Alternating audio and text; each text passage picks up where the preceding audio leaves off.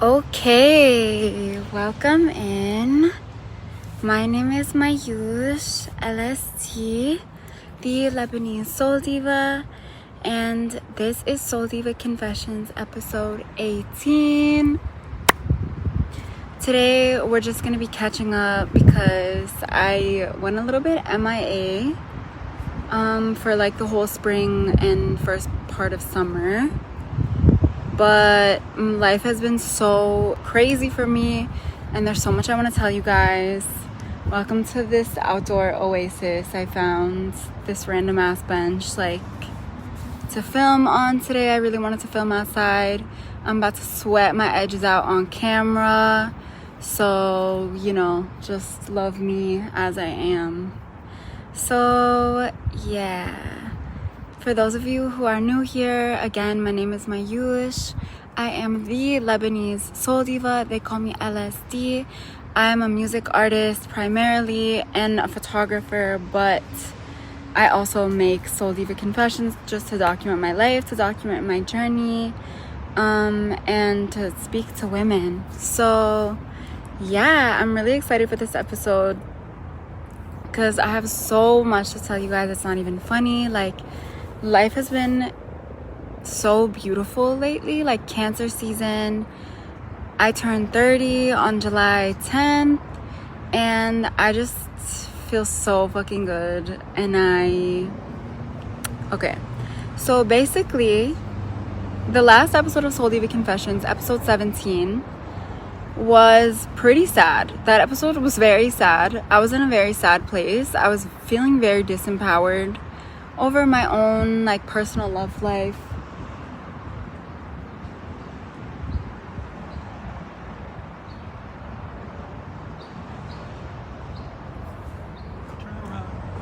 Hi.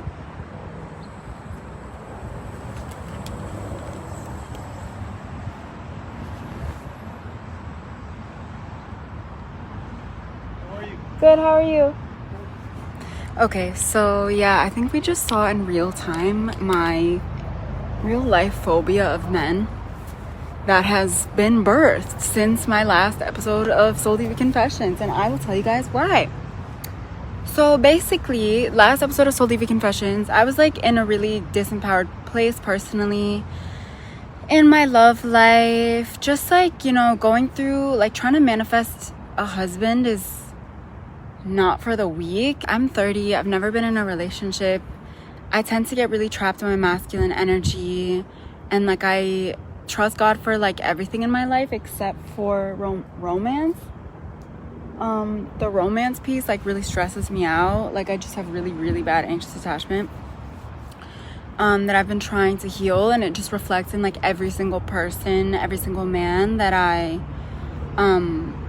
initially attract. It'll turn into a disaster no matter what. So work on healing that. So when I was recording that episode, that was really the energy that I was in was just fuck, I really need to heal and get my shit together.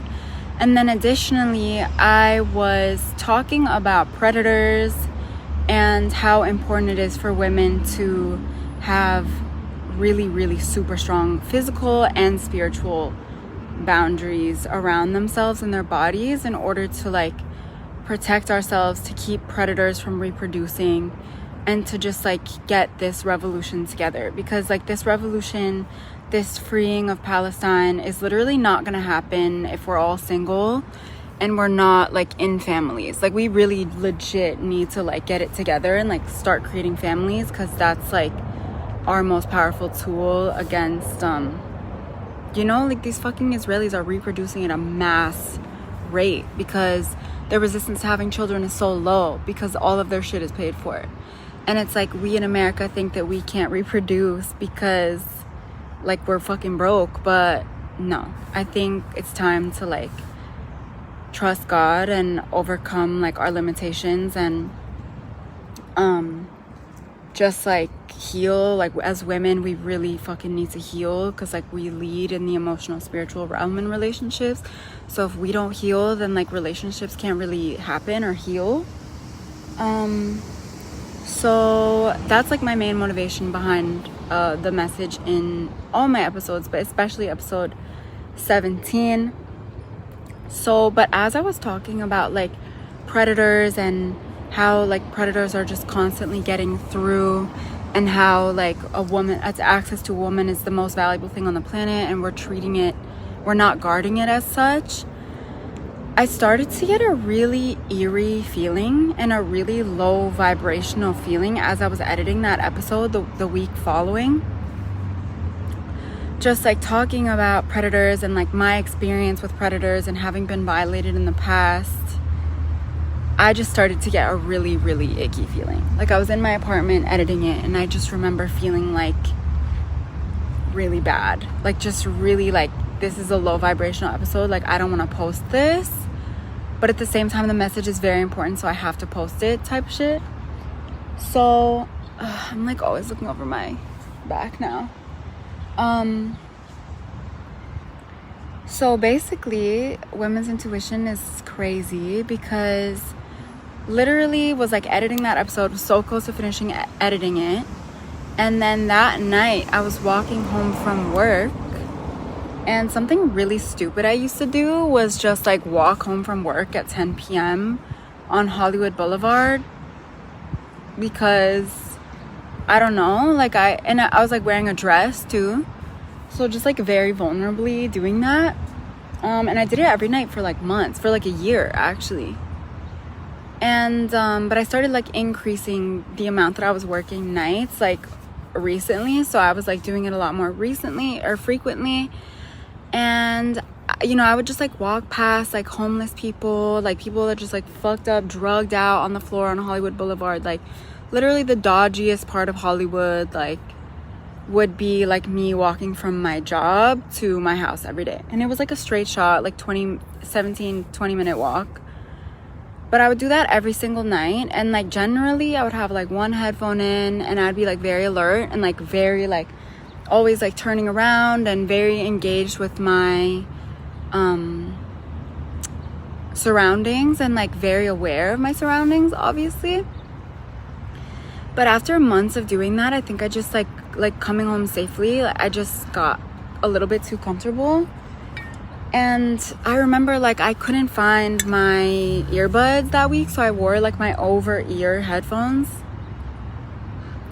Guys, so dumb. So I can't even like, I hate that I'm so not a victim that I can't even like, I like legitimately was a victim in this circumstance, and I'm still like, this shit was my fault, you know? So basically I was walking home, I had like over ear headphones, I was not paying attention to my surroundings at fucking all. Like spent this whole day editing this video about like having boundaries and protecting ourselves as women, and then just like fail to protect myself like on the street type shit. So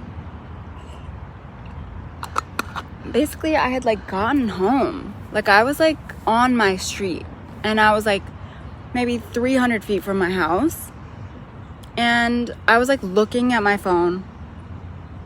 Guys, this is, please don't be dumb like me. Usually I'm not dumb, but I was so dumb this day. And I was like, had my headphones in, luckily like nothing was playing actually, like my headphones, there was no music, there was nothing, but they were still on, so I had a target on my head. And I was looking at my phone, like looking at ChatGPT or some bullshit, like asking ChatGPT some existential fucking question. And I like felt a presence behind me, and turn around, and before I know it, I'm being like fucking I'm getting the shit fucking beaten out of me by a fucking man on the street, like 300 feet from my apartment. So basically like he starts hitting me, like as soon as I turn around he starts like hitting me really fucking hard. Like he was hitting me like in the head, mostly like here, and just like all kind of like parts of my head, like jaw, not really my face, alhamdulillah. Didn't really hit me in the face, didn't really hit me in the mouth or anything, like it could have been a lot worse. But he was just like hitting me, like pushed me to the ground, was like cornering me like into a curb, and just like hitting me, beating me. And I was like screaming, and then at one point I literally looked him in the eyes and was like, what do you want? And he verbatim said, give me some pussy. So at that point I started fucking losing my shit. Like I started screaming so fucking loud, and I'm a singer, y'all, so I can make noise. Like I'm loud as fuck. Like I know how to wield my voice to make very loud sounds. That's a woman thing, that's a human thing. But yeah, so I started like fucking screaming, and he's like still hitting me, and like at this point kind of like grabbing for like the fabric of my skirt. And I, you know, like once I comprehended like what was going on, I was like, there's absolutely no fucking way this is about to happen. Like this pussy is way too fucking expensive. Like there is no literal fucking way that this is about to go down. Like there's literally no way in hell. So I start screaming, and alhamdulillah, like moments later, some people came and like broke it up, and he just like ran the fuck off. And yeah, it was like really, really crazy. It was so crazy, bro. Like, so then I called my friend Stevie, and I was like, yo, like I just was attacked. Like this was crazy. She wasn't home, unfortunately. But she, you know, like stayed on the phone with me. And then the people that broke up the fight ended up driving me to the ER because I just didn't really know what the fuck was going on. Alhamdulillah, I have health insurance, so like I was good. Like went to the ER. You know, the strangers that drove me there like were safe. And like, you know, got back on the phone with my girl Stevie and SZN, and they kind of just like coached me through what to do. And I'm so grateful for both of them, like literally my fucking family in LA. And got a CT scan, like was fine, like nothing serious. Like again, he didn't even touch me. Like there was actual no like sexual anything, like his hands, nothing. He didn't touch anything besides my head where he was like punching me. So alhamdulillah, like it was an attempted rape, battery assault and attempted rape that I survived because I'm a fucking bad bitch. At this point, I would like to mention that I actually do not identify as a female dog, but I do identify as a female cat. A soul cheetah, if you will. But that was like really fucking crazy, and also just proved my point. It's crazy how Allah like gives us these tests that are so unique to us. You know, like who else? Like it's like literally the word pussy is in my marketing, like is in my like fucking brand marketing like keywords. So I just thought that was so absurd that was like the specific test I got and those specific words, and that it just kind of proved my point that like nothing you have as a woman is as valuable as your life force energy in your womb. People will try to take it from you, and people will do anything to try to take it from you. And it's just that we have been kind of convinced that that's not actually true. So we're kind of like giving it away ourselves now. But that just like reinforced my point. And I'm like pretty afraid of men now. Like I've spent this whole like fucking the past 17 episodes being like, men aren't that bad. And now I'm like, fuck men, bro. Like literally fuck men. I mean, it's not that bad. I'm pretty traumatized. Like still, just like when I see men, it really, really scares me. Like I'm literally checking the camera right now to see if there's like anyone, because I hear someone getting out of a car. And like just being outdoors and shit in general kind of freaks me out now. Especially just like being alone, being a single woman. But luckily, like I live, you know, like I kind of live in a community, so I'm like relatively okay on that front. But y'all, this is like part of why I've been wanting to get married, because I'm just like, this world is too damn cold. Like this is a cold ass world. Like anyway, so I'm okay. I'm still dealing with like a little bit of PTSD. Got into therapy for the first time in years, which was cool. I'm not really a fan of talk therapy, but I like met with someone and she helped me like with a couple of things. I'm not really seeing her anymore because I just feel like with trauma, you tell 5 people, like you tell the story 5 times, and then after that, like it's no longer a release, it's just like a reliving of the trauma and like reinforcing of the trauma. So I'm very big on it's like my face casting a shadow on my chest. It's just a woman. Okay. So yeah, I like went to talk therapy for a little bit. She really helped me just like get back in my body, and just like, yeah, getting back in my body and telling me to do things like go to the public pool and dance more. So I've like really been getting back into my body and like trying to like reactivate my feminine energy, because there are many different ways in my life that my feminine energy has been turned off. You know, just like through the nature of the life I'm living and survival, but I don't want to live that way anymore. You know, like, so after this assault took place, I was like, okay, it's time to get rich, because I might never fucking get married. Like, I might be a single woman forever. Like, I need to get rich. Like, I need to boss the fuck up. I need to get this money, and I need to do it chasing, like, following my dreams. Like, it needs to be doing something that's actually aligned to me. So I got into this money challenge with my best friends. It's the money challenge from the brand To Be Magnetic, TBM, which is actually a really amazing, very accessible, like inexpensive manifestation and inner work subscription service. I think it's like $30 a month, and my best friend pays for it, and then she just gives me her password so we can like do challenges together.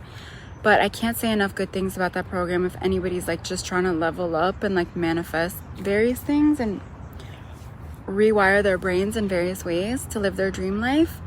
So we, like, shortly after this assault, I got into this like money manifestation program, and quickly started to feel like, okay, it's really aligns. Like, I finally feel like I'm at a place where the money inner work is actually gonna work. Like, I've reached a consciousness level where like I can actually start to unblock money, because I've tried to do money inner work in the past and it hasn't really worked for me, because it was just like too blocked. Like, I hadn't done enough unblocking in like other ways for God to really be like, okay, she's ready to even attempt to manifest money yet. So alhamdulillah, I'm unblocking my money, I'm doing my money inner work, and just getting to the root of why I'm in the financial situation that I am in, which is actually not that bad. Like, I'm doing pretty well financially with, you know, all things considered. I have a good job with a really good hourly and a lot of opportunity and benefits and stuff. So like, I'm okay, but it's like, I've always, with money, like I've always just had enough. I've never really had a lot of overflow. Like, I've had enough to like survive, eat, like pay rent, buy my makeup, buy my necessities, buy cute clothes from like Marshalls and Ross, and a splurge like every now and again, like once or twice a year, like some major splurge. But I'm just at this point in my life where I'm ready to be like so fucking rich, like so filthy rich. Like, just the value that I add, honestly, through Soul Diva Confessions alone, I feel like could make me, qualify me to be a millionaire, to be honest. Like, I don't really care if anyone agrees with that or not, because everything that I'm saying is like life-saving information, and was life-saving information for me, and the women that taught me the information that I'm sharing and learning to embody more and more every day are millionaires. So yeah, I just know that like my energy is worth millions, and it's gonna obviously take time to manifest millions, but I feel like I'm starting on the road there. So basically, I got to this part of the money challenge that was like, reach out to one of your expanders and ask for like a coffee date. You know, like it can be someone you know in real life, or someone that you like follow online or something. Like, just reach out and ask to get coffee with them. or like ask to buy them coffee or ask to buy them lunch or something. So this was like a little bit, I had a block around this actually, because the two expanders that came to my mind immediately one was Naika, the singer. And the reason I like Naika so much and like have become so enamored with her is because, first of all, I didn't really understand. I didn't get it at first. Like, I didn't see her allure immediately. And then through like getting to know her and like following her brand, like became obsessed over time. She's independent, and also she has this like dream relationship, right? Like, she is in a relationship with one of the most powerful men like alive. You know, like, that's kind of exaggerating to say Saint Laurent is one of the most powerful men alive, but I think in a lot of ways it's true, because of like how fast his influence is growing and how he is just like a Palestinian with a huge voice, and his music is so good and so undeniable that it's like draws more and more people into the movement every single day. So in my world, he is definitely one of the most powerful people in the art and music world. And then like alive, who knows, because there's a lot of fucking powerful people that are really evil. But I think what makes him powerful to me is the fact that he's like so inherently good. So Naika is like this amazing, beautiful, divine, feminine artist, independent music artist that makes like crazy pen game. Plus she has like the dream love story, like fairy tale, like everything love story that I want with my person, not with her person. And then the second expander was Sarah Bahbah, who I actually do know. I think it was episode 7 of Soul Diva Confessions, where I tell the story about how basically Sarah Bahbah convinced me to move to LA, because I met her in Chicago when she was doing the Dear Love book tour in 2023, and I told her I was thinking of moving to LA, and then she told me about Between East, and then, you know, just gave me like all this encouragement that like LA was actually the place where there's like all these amazing Arab artists, and that, you know, I would probably find like my people. There's so many amazing people. So her and I have, like, I moved to LA, and her and I have been becoming closer since living in LA. But it's still one of those things where it's like a block for me, because I'm just like, what value do I have to add to her? You know, like, she's this like famous photographer that is like so fucking successful, and like honestly, she's my feminine business hero. Like, the way that girl just like manifests money and resources for herself, and in a way that's so aligned for her and so feminine, like just so badass feminine. So I was like, okay, maybe I'll reach out to Sarah, but maybe I won't, because I'm just scared. Like, it's a block for me. And like, I would see her in person and she'd be like, reach out, like, let's get coffee. And then I just like never would. So I was kind of like teetering on the edge of this, took a little break from my inner work, because I was just like blocked at this like task that I was asked to do, because I didn't know, like, I didn't want to reach out. I'm not going to reach out to Naika, obviously. Like, I don't know her. I met her once really briefly, but don't know her at all. And then it was a block for me. So then literally that night, or like that same week, I get a DM from Sarah inviting me to her screening of Nemesis's episode of Can I Come In project. So that was so amazing. Like, that was such a huge manifestation for me, actually. Like, that was the universe being like, that was Allah being like, here you go, like, I see your intentions, like, let me just give you this, like, make it a little bit easier on you. And so that was like such an amazing manifestation. So I end up going to like her screening and then meeting Nemesis. For those of you who don't know, Nemesis is an amazing Palestinian singer. Her voice, she's like very cat power vibes, but Palestinian and hijabi. I love her so much, and meeting her in person was amazing. She's so sweet, like just as sweet as you would think online. Totally, like, no surprises there. She was so wonderful. And so, like, ended up going to the screening, like, having this amazing night. It was one of my favorite nights in LA, like, by far, no question, hands down. And it was just, yeah, it was just a beautiful night with, like, beautiful women and just so much, like, female power. And, yeah, I just feel like I really need that, like, really needed that, especially, like, in my healing from this insane experience that I had like a few weeks earlier. So then that night, like, I ended up connecting with some girls that I was like friends with, but we had never really like hung out. And so we ended up connecting and like making plans for like that Saturday, like girls that were also at the screening. And then we end up having this like pool party with all of these amazing Arab women. And we all, you know, took a little something that's grown in the ground. And that, you know, you sometimes find in omelets. So, like, with a bunch of Arab women and then this really cute anti-Zionist Jewish girl. And, like, something was just born that day. Like, something magical was born that day. I don't know if it was, like, a company or a business or just like a forever sisterhood, but something like crazy was born that day. And suddenly I have manifested like all of these female friends, like all of these female friends that are literally my dream friends. And it was just so crazy because it all happened so quickly.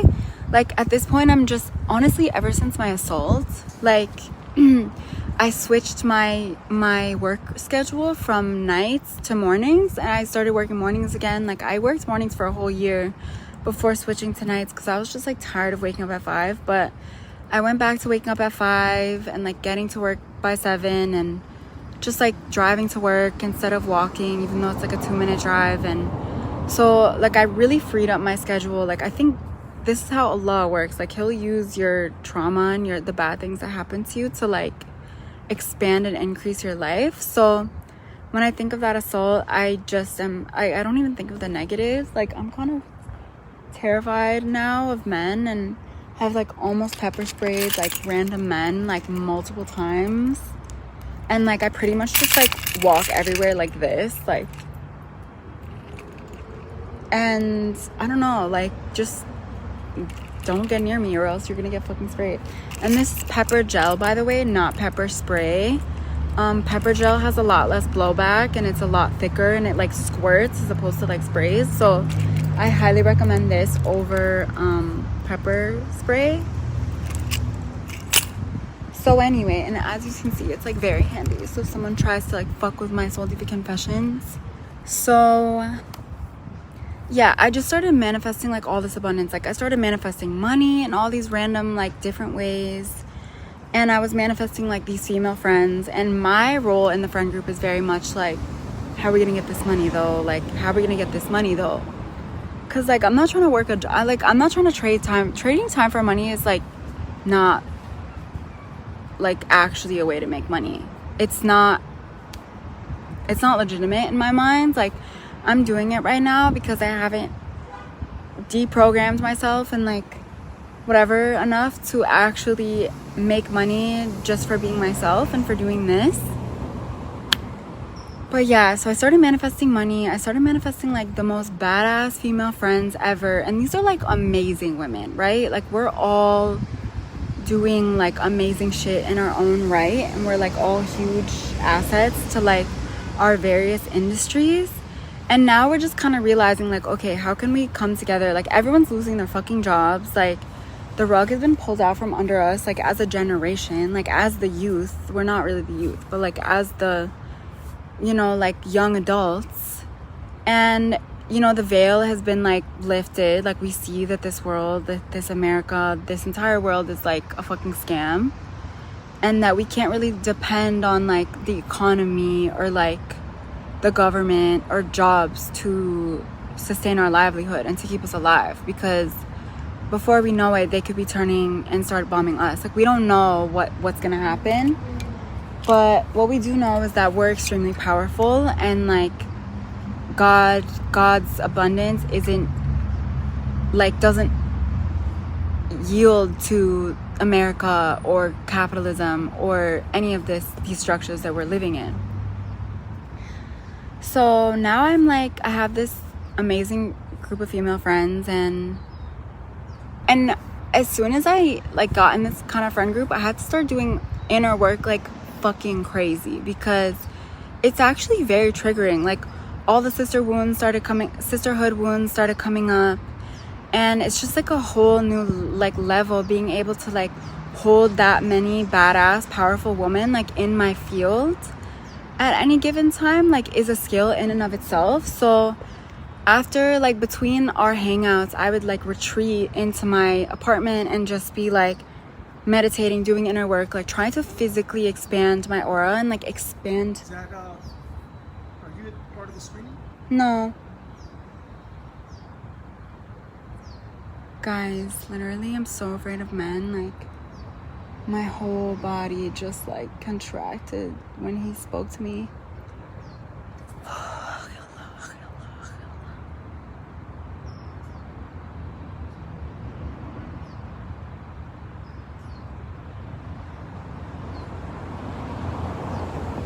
Yeah, I used to feel so safe around men, and now I feel so unsafe around men. It's not even funny.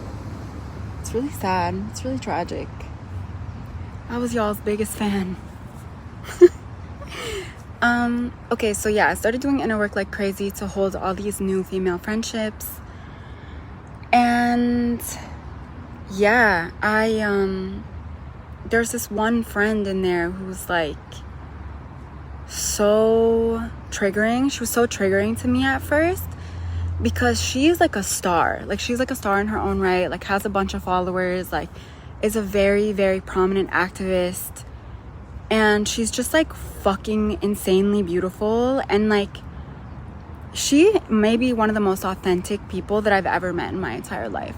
Like she is so authentic that it was like triggering the fuck out of me, because I'm just like, what is it about you that is just like so pure and so authentic?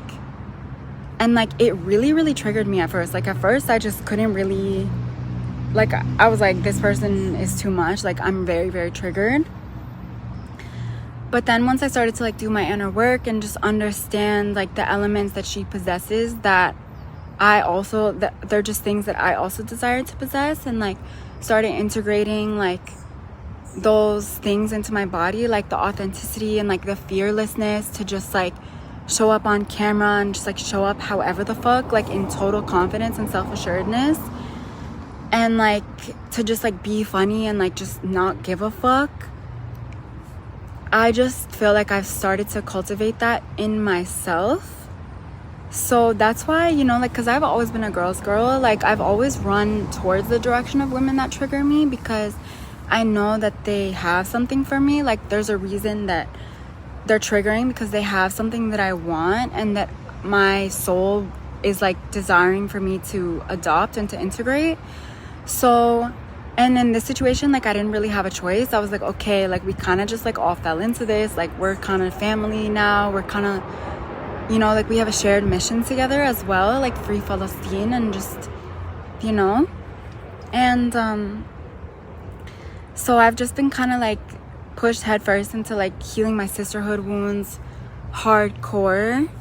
And like even with Sara Bahbah, like just her reaching out and inviting me, and then being able to show up for her and like show how much value I actually add to a space. And also just understanding that like certain women of levels of success are like on a certain level for a reason, and there's a reason why like some friendships are a little bit slower to develop, because, you know, it requires a certain amount of expansion. And so like I've just been out here healing my sisterhood wounds. And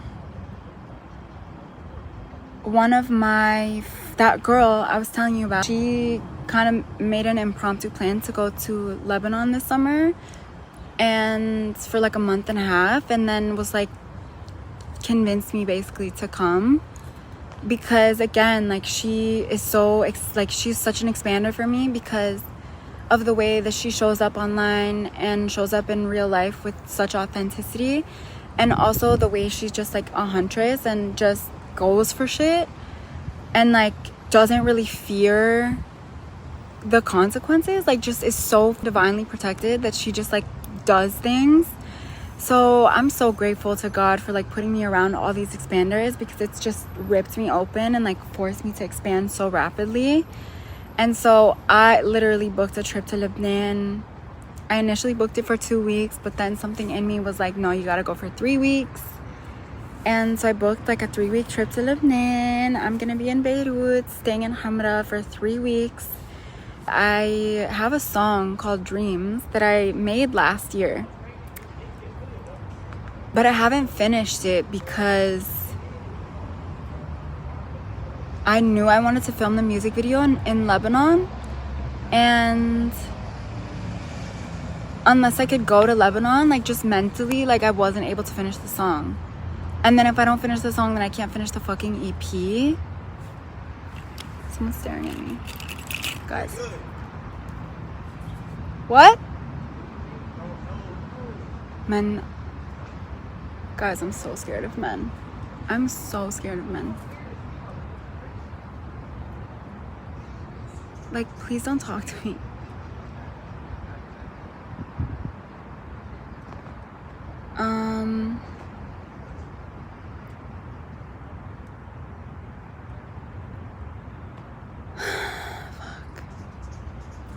So yeah, you guys are witnessing my trauma firsthand.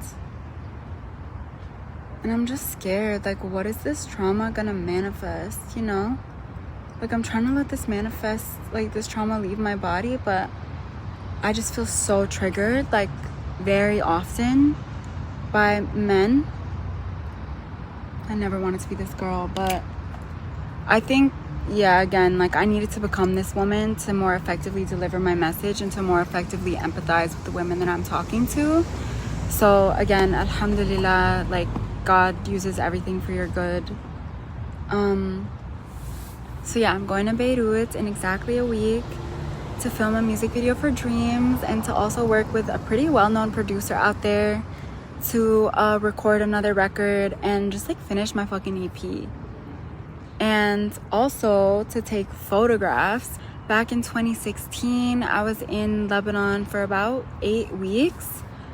And I was like studying at Lebanese American University, but I was also shooting my senior thesis for the photography and imaging program at Tisch School of the Arts at NYU.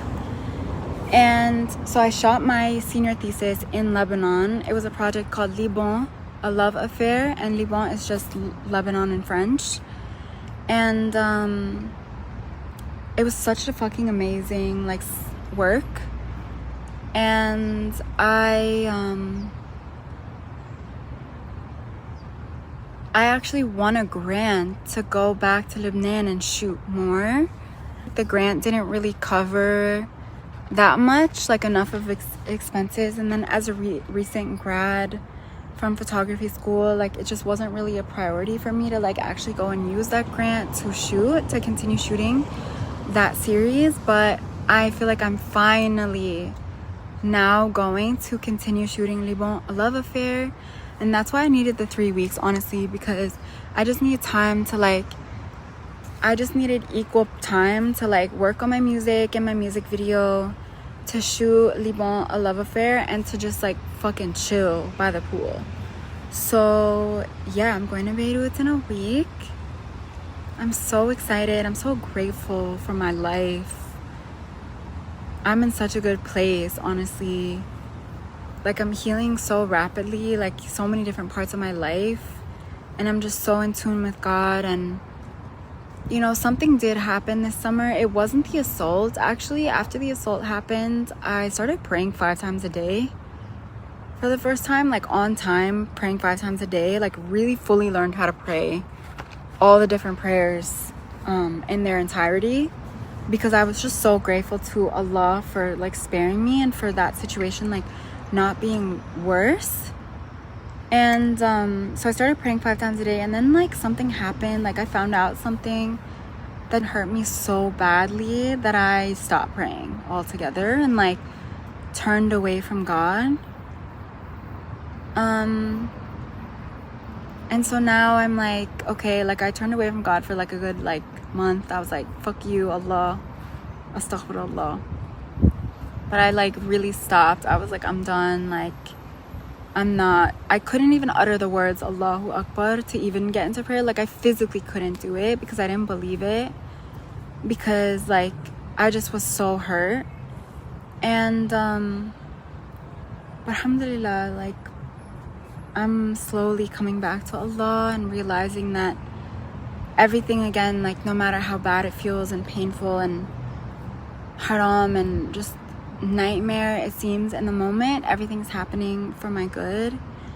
And everything that is happening to me is like changing me so quickly, so rapidly, that it's just making me who I need to be. Like God is using pain and triggers and to position me into who I need to be.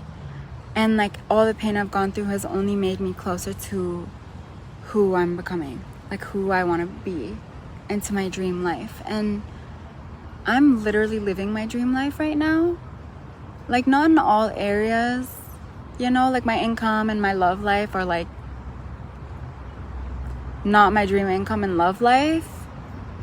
And then my career, you know, but it's like I'm not living the end of my dream life, but like I literally am living in the end, like internally, or at least trying to, doing the inner work to do that.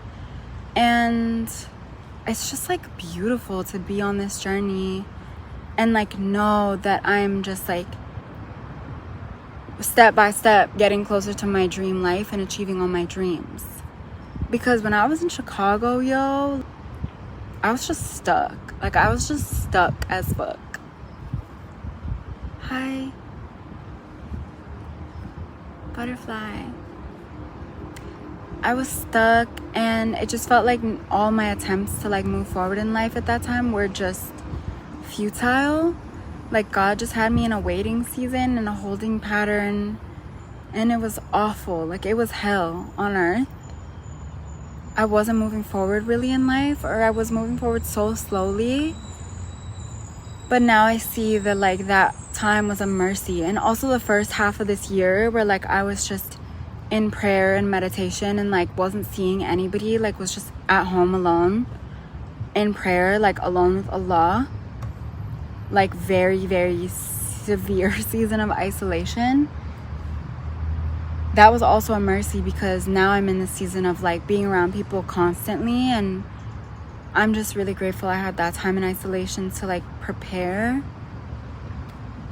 So yeah, I'm leaving for Beirut in 1 week.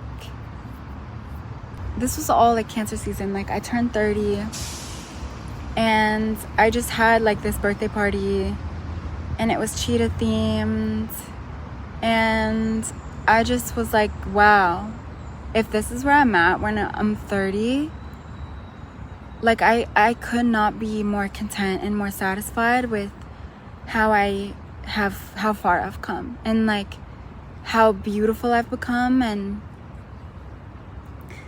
you know, also I've been on the carnivore diet for like the past couple of months. I actually did this like 6-week intensive, women's intensive for the carnivore diet with Rebecca Heischman and Bella, the steak and butter gal. I don't know what her last name is. And that was like amazing because the reason I wanted to do this is because I was like desperate to do anything to heal my hormones so that I could regulate my period. Because part of me like trying to manifest marriage, like Allah has me you know, doing all this stuff to prepare, because he's like made it very clear that he is going to make it happen for me. And if I just stay in my fucking feminine energy and like chill, that's the condition. Really hard. It's like a difficult condition. It's harder than it sounds.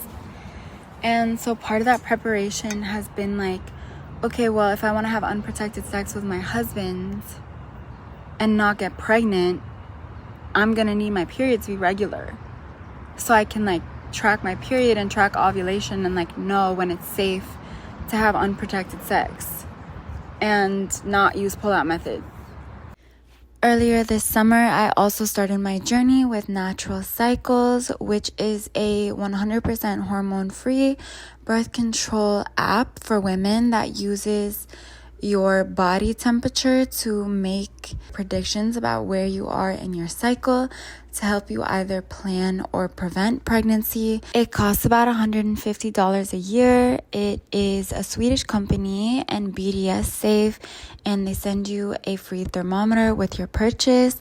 I will leave the link for 20% off your first year in the description box below. So I joined this like women's intensive for the carnivore diet and started legitimately eating like 2,700 calories a day of just like steak, eggs, beef bacon, and butter. Like that was all I was eating. And like sometimes seafood, like sometimes smoked salmon, but like mostly just a lot of beef and butter. And like I was eating so much butter, like I was eating the equivalent of like 2 sticks of butter a day. And it healed my period. It legitimately healed my period. So now I'm like a carnivore for life, and I was doing really well in the diet, but then after the assault, like that really killed my appetite. So I haven't been able to like eat the same level, like amount of macros that I was able to prior to the assault. But I'm like slowly working my way back up to there. And my hormones are fucking healed. Like my period, like I can estimate when my period's gonna come on the dot now. And there's just been so many benefits to that diet. I can't recommend it enough. So yeah, that is my life in a nutshell. In the past few months, cancer season and summer and stuff, and summer is not even close to over. Literally, Beirut is gonna be a dream. Lebanon is gonna be a dream. And I'm just so excited to like keep expanding and to finally finish the CP and just move my life forward in every single way, you know? Alhamdulillah, I'm so blessed. And yeah, I hope you guys enjoyed this episode and catching up with me. I probably have a sunburn on my back now, but yeah, I'll talk to you guys soon. Also, make sure to follow me on Instagram at mayoush.lsd.